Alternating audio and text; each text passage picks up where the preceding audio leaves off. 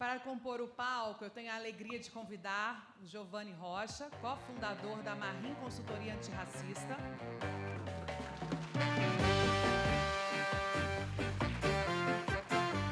A Zara Figueiredo, secretária de Educação Continuada, Alfabetização de Jovens e Adultos, Diversidade e Inclusão, SECADI, do Ministério da Educação.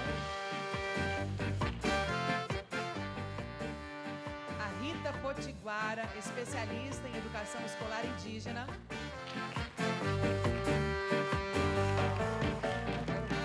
O Rodrigo Ubner Mendes, superintendente do Instituto Rodrigo Mendes.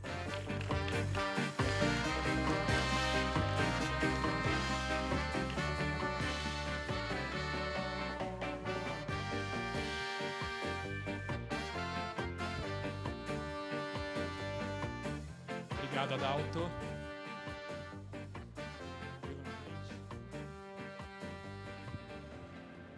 Obrigado, Emília. Bom, vamos já direto ao ponto, direto ao nosso assunto. Já fiz uma breve introdução aqui. Então, vamos começar, Gil, por você, Giovanni Rocha. O Giovanni, bem rapidamente, ele é mestre em administração, é economista, mestre em administração. Hoje faz PhD em Ciência Política e Estudos Raciais na Universidade da Pensilvânia, nos Estados Unidos, também cofundador da Marrim, consultoria antirracista. Gil, você, junto com a Marrim, conduziu aqui, liderou com Todos pela Educação a construção de um documento sobre equidade étnico-racial para a educação, com caminhos e propostas para o poder público. A gente queria abrir esse espaço para te pedir para apresentar para essa plateia tão qualificada as principais mensagens desse documento e os principais caminhos de políticas públicas que a gente aborda nele. Muito obrigado. Obrigado, Gabriel. Boa noite. Eu não tenho passador, não sei se está... Mas boa noite para todo mundo. Hoje a gente teve em vários momentos uma saudação, uma celebração dos professores que estão aqui nessa sala. E eu queria iniciar pedindo também licença para saudar todas as pessoas pretas, pardas ou indígenas que estão aqui nessa sala. São pessoas que estão diariamente... São pessoas que estão diariamente aí traçando uma luta muito complexa e não é pouca coisa estar aqui ocupando esse espaço. Obrigado.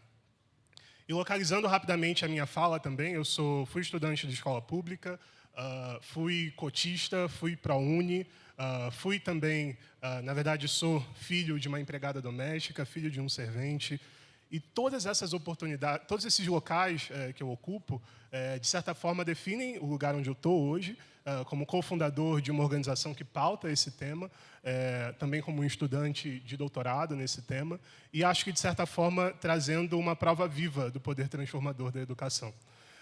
Contudo, pensando em todas as oportunidades que eu tenho acesso, hoje o que a gente tem é o fato de que se a gente não olhar, se o olhar para a equidade étnico-racial nas nossas políticas públicas, sem esse olhar, elas seguem moldadas para gerar histórias de exceção, né?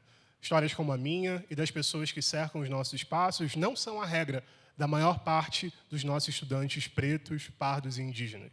Óbvio que isso se dá por um contexto histórico, e aqui eu trago um exercício muito rápido de pensar a nossa história. É importante retomar isso. Se a gente colocasse a nossa história em 5 dias aí no Google Agenda, basicamente o que a gente teria seria a escravidão do Brasil começando às 8 horas do primeiro dia, e essa escravidão seguiria vigente até o final do primeiro dia, no segundo dia inteiro, no terceiro dia inteiro, até às 17 horas do quarto dia. Quando, então, a gente teria o período pós-abolição, demoraria um dia ou um século para a gente conseguir transicionar para o atual período democrático. E aí, só às 20 horas do último dia, eu brinco no happy hour dessa semana histórica, a gente tem políticas de ação afirmativa sendo implementadas para lidar com esse histórico de exclusão. E esse histórico, ele se mantém, né? Acho que pensar sobre essas continuidades na educação básica é central. Então, quando a gente olha para os indicadores de aprendizagem, de taxa de aprovação, de evasão, a gente segue encontrando um grande abismo entre estudantes pretos, pardos e indígenas e estudantes brancos. Então, a grande pergunta aqui é, por que mesmo diante desse cenário e diante de normativas, a nossa sociedade, a gente segue, de certa maneira, inerte na redução dessas lacunas, né? Existem alguns caminhos, eu trago algumas respostas que a literatura aponta. Um caminho é que falta repertório, ainda falta repertório, sobretudo para professores e gestores. A gente tem a ideia, o mito da democracia racial muito presente, o que é um grande desafio para a gente conseguir lidar com essa questão. Mas, para além disso, equidade étnico-racial ainda é visto como outra agenda, né? Como uma agenda distante, quando, na verdade, a gente não consegue alcançar a educação para todos, de qualidade para todos, se a gente não olhar para a equidade étnico-racial. E, por fim, ainda se sabe pouco sobre como fazer, né? A gente precisa produzir mais conhecimento e continuar avaliando esses programas. E é dentro desse contexto que nasce o documento do Educação Já. Esse foi um documento que teve como centralidade pessoas pretas, pessoas negras, indígenas e quilombolas nesse processo de construção, tanto na coordenação técnica da MAIM, quanto das pesquisadoras. Algumas estão aqui, a própria secretária Zara foi uma dessas pesquisadoras. A gente teve também um conselho que guiou o processo de construção desse documento e, obviamente, várias pessoas que participaram de uma série de oficinas para dizer o quão democrático foi o processo de construção desse documento. E é importante também dizer que esse documento tem como ponto de partida as normativas que já existiam, como a Lei 10.639, a 11.645. Bom, esse documento ele também teve uma organização em 5 eixos. Eu acho que é importante dizer isso, né? Porque quando a gente está falando da questão étnico-racial, a gente está falando da necessidade de olhar de maneira transversal. Então, gestão e financiamento de sistemas, a gente conseguir pensar também sobre professores de gestão escolar, conseguir pensar sobre políticas pedagógicas, educação escolar indígena, educação escolar quilombola, todos esses são eixos do documento. E, para além disso, algumas recomendações que estão presentes nesse documento são, por exemplo, as ações de formação continuada, para que a gente consiga trazer repertório efetivo para os profissionais da educação básica como um todo, mas, sobretudo, também para professores e gestores. As ações também voltadas especificamente para autodeclaração, para que a gente consiga também garantir que esse processo de autodeclaração de estudantes, de professores e de gestores é fortalecido. A gente tem taxas muito elevadas de estudantes que não se autodeclaram racialmente, o que torna muito mais complexo acompanhar essas políticas. A gente pensar também especificamente sobre o fortalecimento de ações de ação afirmativa, né, para os processos de seleção de gestores e de professores, e, obviamente, trabalhos de pesquisa, monitoramento e avaliação dessas políticas. Eu comecei aqui falando que, sem o olhar para a equidade étnico-racial, as nossas políticas públicas elas seguem moldadas para gerar histórias de exceção. E acho que esse painel, as conversas que a gente teve hoje, esse documento e tudo que vai emergir a partir daqui são um grande convite para a gente riscar parte dessa frase e ter equidade étnico-racial, na verdade, como um grande caminho para a gente construir oportunidades abundantes para todos os jovens e crianças brasileiros. É isso. Obrigado. Muito bom. Obrigado, Giovanni. Excelente. Passo agora a palavra para a professora Rita Potiguara. Professora Rita é indígena do povo potiguara do Ceará, pedagoga, mestre, doutora em educação, professora de educação básica e do ensino superior, né, professora Rita? E foi do Ministério da Educação, conselheira do Conselho Nacional de Educação. E, professora, então, dado todo o seu histórico, experiência, vivência, a gente gostaria de ouvir, bom, esqueci de mencionar, mas também, né, o Gil reforçou, também participou do documento que o Giovanni acabou de apresentar, ouvir, na sua visão, o que precisa ser feito, o que precisa estar no radar do governo federal, dos governos estaduais e dos governos municipais, quando o assunto é educação escolar indígena. Boa noite a cada uma das pessoas aqui presentes, né? Queria saudar de modo muito especial os colegas e as colegas que estão aqui comigo nesse painel. Saudar também de forma, inclusive, bastante com entusiasmo, né, e alegria, o Todos pela Educação, pela realização desse encontro e pela produção do documento, né, junto conosco. E não só produzir documentos, não só realizar o encontro e convidar essa mesa para discutir educação para as relações étnico-raciais, educação escolar indígena, educação escolar quilombola, equidade racial, do modo geral, educação antirracista, mas a gente enxergar, né, que nos discursos, que nas iniciativas, as pessoas que aqui estiveram presentes, que passaram por aqui, inclusive os colegas e todos os colegas do Todos pela Educação começaram a assumir como compromisso ético e político, né, que é algo que é preciso para que a gente, de fato, tenhamos uma educação e uma sociedade antirracista. Pensando especialmente na educação escolar indígena, né, e o nosso documento, eu gosto de dizer que é nosso documento, né, o nosso documento traz algo que é assim, bastante instigante para a gente pensar, né, e aí é para gestores, pesquisadores, professores, todos nós que fazemos parte dessa cadeia do sistema de ensino, não é? É um documento assim é uma obrigação que nós temos de ler e nos apropriar desse documento. E aí, o documento dá ênfase, né, para que a educação escolar indígena, a educação escolar quilombola, ou seja, uma educação diferenciada para grupos étnico-raciais diferenciados, não é? Ela é fundamental, ela é estruturante para essa equidade racial que nós tanto buscamos, não é? Então, o direito à educação desses povos e dessas comunidades e desses grupos, não é, racializados, né, etnicamente e culturalmente diferenciados, é fundamental para que a gente traga, não é, o direito à educação dessas pessoas. Então, o documento diz que a educação escolar indígena, a educação escolar quilombola, ela é um pilar, é estruturante para a educação das relações étnico-raciais e é fundante para a equidade racial. Por quê? Porque esses grupos, e aí eu vou falar especialmente aqui dos povos indígenas, né, que eu sou pertencente a um povo indígena, eu sou potiguara, né, como já foi muito bem apresentado aqui pelo colega Gabriel, eu sou potiguara do Ceará, não é? E nós também temos projetos de escolas, né, diferenciadas no Ceará, e o meu grupo particularmente. Então, a escola, para nós, é uma estratégia importante para os nossos projetos de vida, para os nossos projetos de bem viver.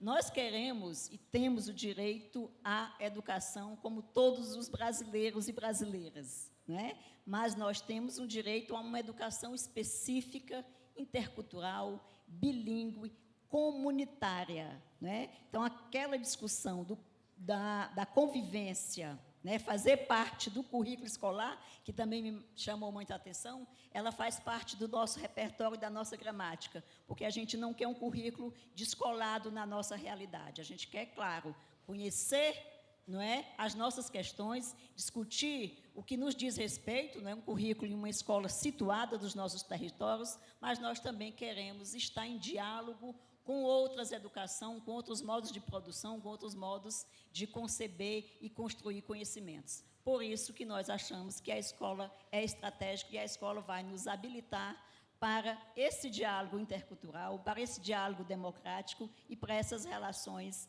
em que a gente quer que tenhamos uma sociedade antirracista. Então, a minha primeira participação é essa. Muito obrigada e passo aqui a palavra. Muito obrigado, professora Rita. Vou passar agora para o Rodrigo Mendes. O Rodrigo, ele é mestre em gestão da diversidade humana, professor, pesquisador. Em 1994, o Rodrigo fundou o Instituto Rodrigo Mendes, que é um instituto que atua pela educação de crianças e jovens com deficiência na perspectiva inclusiva, né, Rodrigo? Como eu comentei, a gente fez uma parceria, o Todos pela Educação, o Instituto Rodrigo Mendes, para produzir um documento com propostas, com recomendações, com caminhos para a educação inclusiva. O atendimento a crianças e jovens no país com deficiência ainda precisa avançar muito. Queria, Rodrigo, então, pedir a gentileza que você apresentasse, contasse um pouquinho desse trabalho e as principais ideias, propostas de caminhos que foram nele apresentados. Por favor. Obrigado, Gabriel.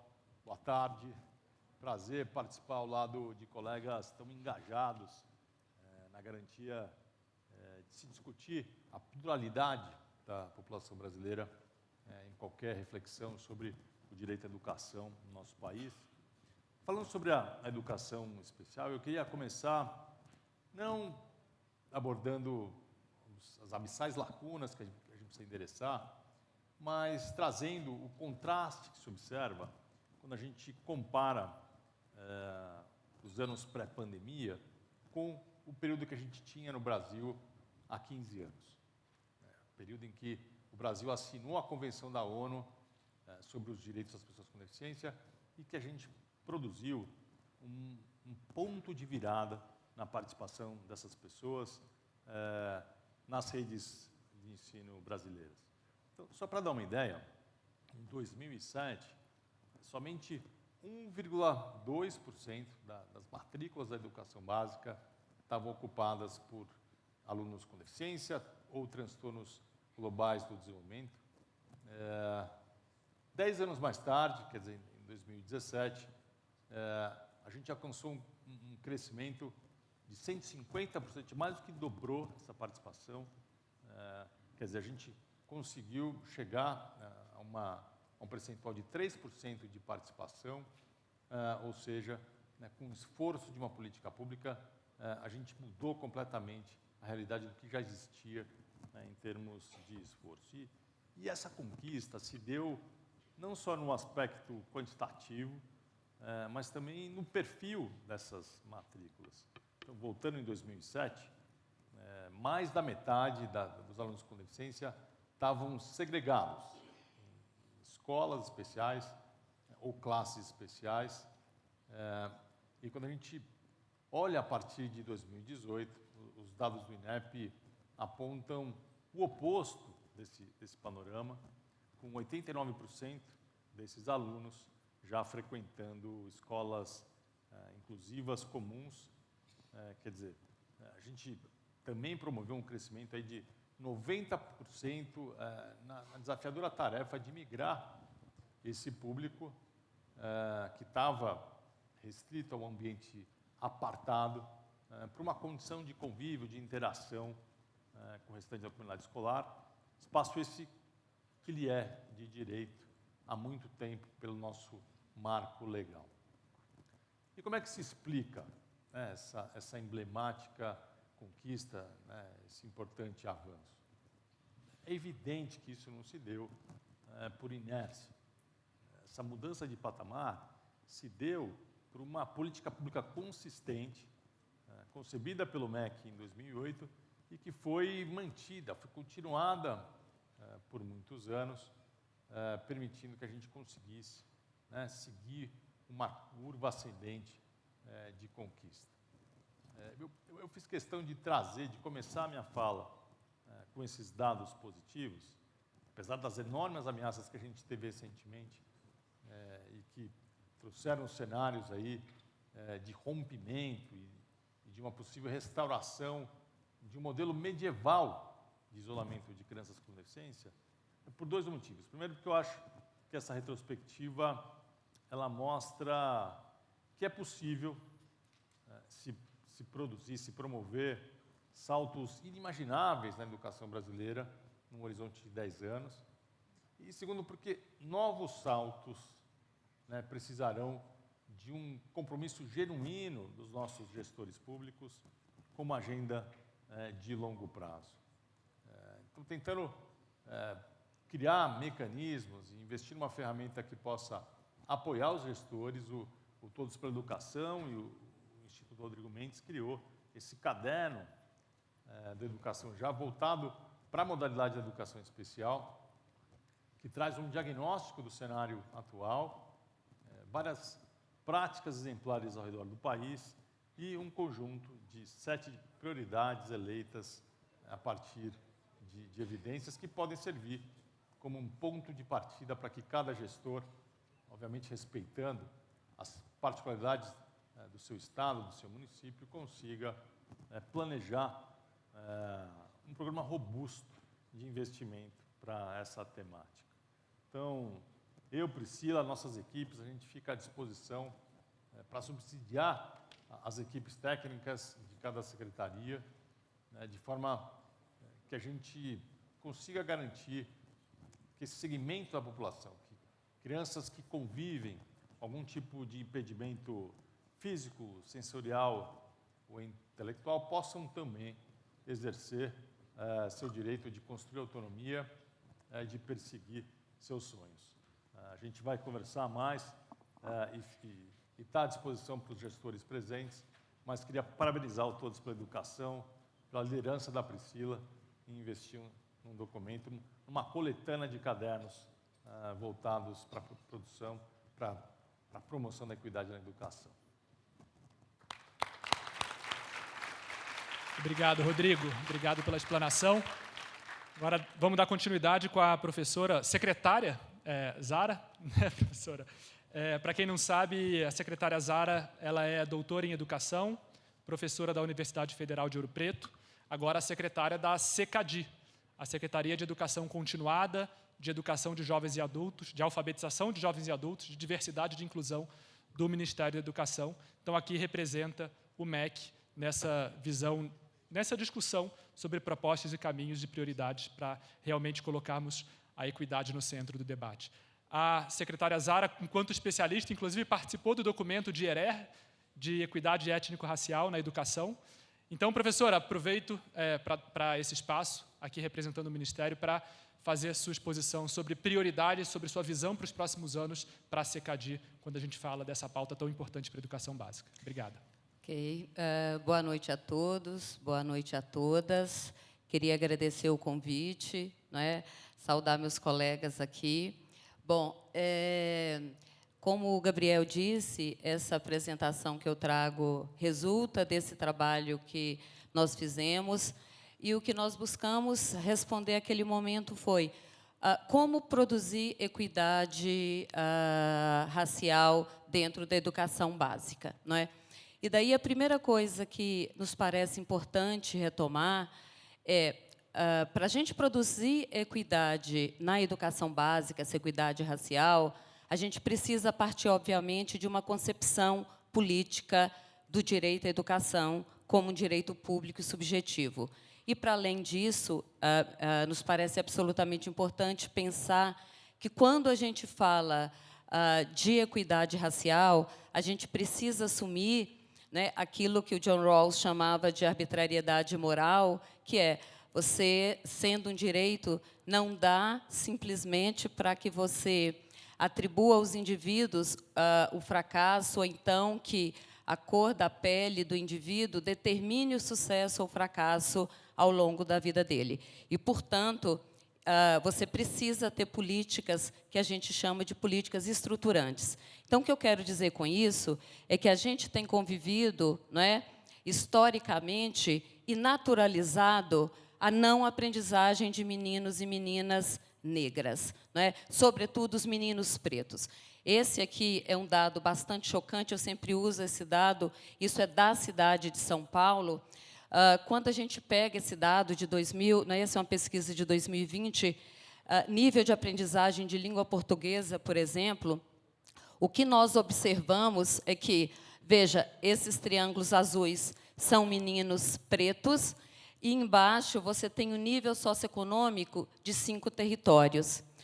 Quando a gente percebe, não é, um menino preto dentro de um território com um nível de desigualdade muito alto, com um nível socioeconômico muito baixo, o que você observa é que existe uma extrema desigualdade de aprendizagem. À medida que esse menino preto, né, ele vai sendo inserido em territórios de nível socioeconômico mais alto, nós observamos que ele tem algum ganho de aprendizagem, mas, se vocês observarem, ele continua um nível de desigualdade imensa entre seus pares pardos e, sobretudo, seus pares brancos.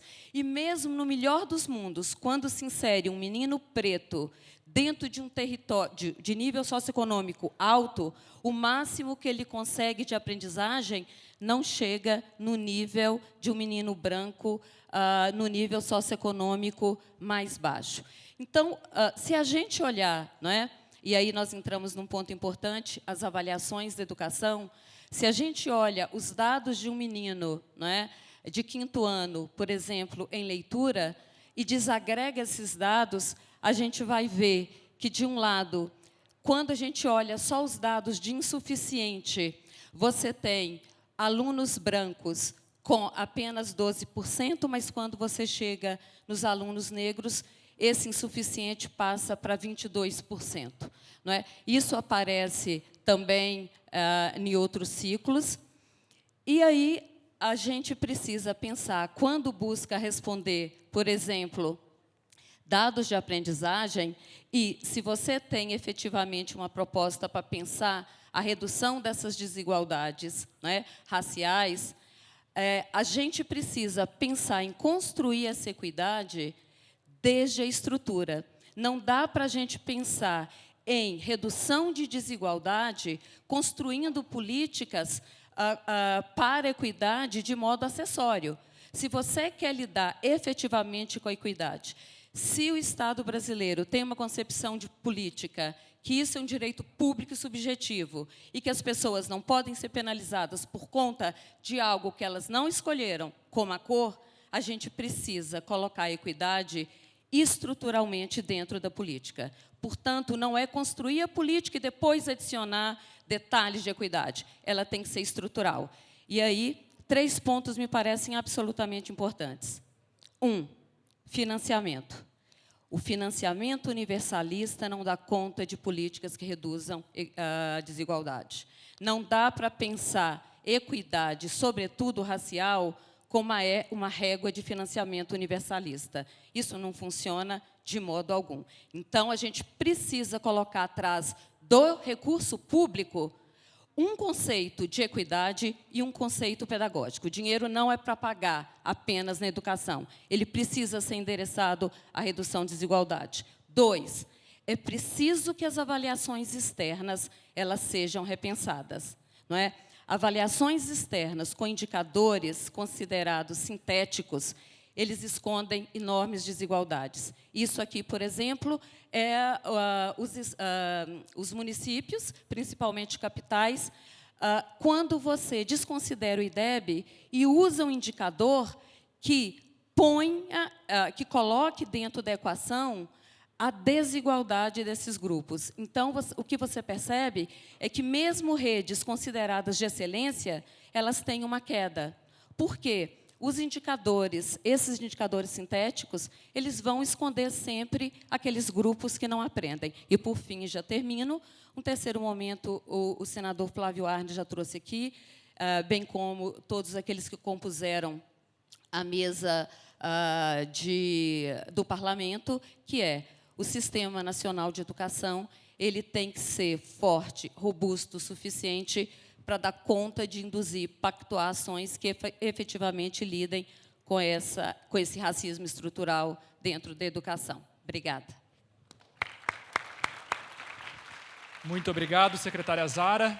Agora vamos fazer um bloco final, vai dar tempo aqui da gente fazer um bloco final com vocês, bem curtinho, igual os parlamentares conseguiram fazer, Israel elogiou, vou querer elogiar meu painel aqui também. Então, vou começar de trás para frente dos especialistas, tá? Então, começar pelo Rodrigo, depois a professora Rita, depois o Giovanni, passar para a professora Zara, 30 segundinhos cada um, por gentileza. Então, Rodrigo, professora Rita e Giovanni, qual principal mensagem você gostaria de deixar para o poder público? Temos vários gestores e atores políticos aqui presentes. E, professora Zara, já faço para a senhora também, daqui a 4 anos, o que terá sido sucesso na CECADI, em sua opinião? Então, 30 segundinhos para cada um, para a gente encerrar o painel. Por favor, Rodrigo. Gabriel, eu queria ressaltar a importância da gente mensurar e acompanhar dados. No ano passado, a gente lançou, junto com o Instituto Unibanco e com Todos pela Educação, um painel de indicadores que usa o INEP como fonte, mas apresenta uma versão talvez mais amigável para os gestores, como fundamental para a gente dar passos. Eu me lembro que no ano passado, numa conversa com o ministro Mercadante, ele dizia que precisaria do engajamento da sociedade civil para que a gente desse novos passos na inclusão desse segmento de pessoas com deficiência. Então, queria afirmar que estamos aqui presentes, cumprindo com a nossa palavra à disposição do poder público, para que os nossos representantes consigam caminhar, mirando suas bússolas para avanços na equidade educacional. Muito obrigado, Rodrigo. Professora Rita, sua mensagem final para o poder público. Eu fui 8 anos gestora no Ministério da Educação, justamente na CECADI, e eu ouvi muito de gestores de estados e municípios dizer para nós que a educação escolar indígena é cara. Sai muito caro fazer isso, porque é diferente, porque é específico. E aí eu queria trazer aqui justamente um conceito que para nós é fundamental, que é o da equidade, quando a gente tem que lidar, né, na política pública com a igualdade e a diferença. Nós, povos indígenas, nós precisamos e temos direito de tudo que é direito que é ofertado para a população brasileira, seja ela pertencimento étnico, a cor, religião, não importa. E temos direito à especificidade, que é justamente isso, secretária Zara, esse conceito que você apresentou aí. A igualdade e a diferença é o que vai nos caracterizar enquanto povos. E aí eu faço um convite, amanhã é 19 de abril, Dia dos Povos Indígenas, né? E esse convite que eu vou fazer aqui para vocês é para que a gente lute por um Brasil mais diverso e mais plural. E que a gente pense que país e que nação nós queremos construir, nós queremos viver, não é? Quando a gente exclui determinadas parcelas dessa sociedade. Nós, povos indígenas, o último censo deu conta, né, o de 2010, de que existem em nosso país 305 etnias, falantes de 274 línguas, histórias de contatos diversos, né? Quem está no Nordeste tem um contato diferente, quem está no Norte é outra, histórias e projetos de educação diferenciadas, né? Portanto, eu queria dizer que o direito à diferença, o direito à igualdade é aquilo que nos singulariza e, portanto, o direito à educação não pode ser negado a ninguém. Educação para todos, já. Muito bom, professora. Lutaremos juntos. Giovanni, por favor, suas considerações finais, sua mensagem para o poder público. Duas coisas que eu queria dizer. A primeira delas é que eu acho que a gente precisa romper com essa ideia de ver a educação antirracista como uma abordagem ou uma vertente da educação. A educação antirracista é uma condição para a gente conseguir alcançar o país democrático que a gente quer construir. Para além disso, eu acho importante a gente dizer também que não existe neutralidade no combate ao racismo. Não existe neutralidade no combate ao racismo. Ou a gente está intencionalmente atuando para combater o racismo, ou a gente é ferramenta da reprodução do racismo. E nesse sentido, obrigado. Nesse sentido, eu deixo a pergunta para todas as lideranças que a gente tem na sala, né? De que lado da história a gente vai querer ficar? De que lado da história vocês vão querer ficar? Obrigado. Obrigado, Giovanni. Agora passo para a secretária Zara. Secretária, lembrando, daqui a 4 anos, o que teria sido sucesso na CECADI, no Ministério da Educação? Bom, eu espero que daqui a 4 anos, de forma coordenada, já que a CECADI não produz política em escala, não é? Mas de forma coordenada com outras secretarias do MEC, ela seja capaz de fazer com que todos aqueles grupos que subiram a rampa com o presidente e que representam grupos que são público-alvo da CECADI e que não são um artefato estético, que são pessoas que têm direito à educação, como esse direito público subjetivo, que daqui a 4 anos elas desçam a rampa muito melhor e com direito garantido.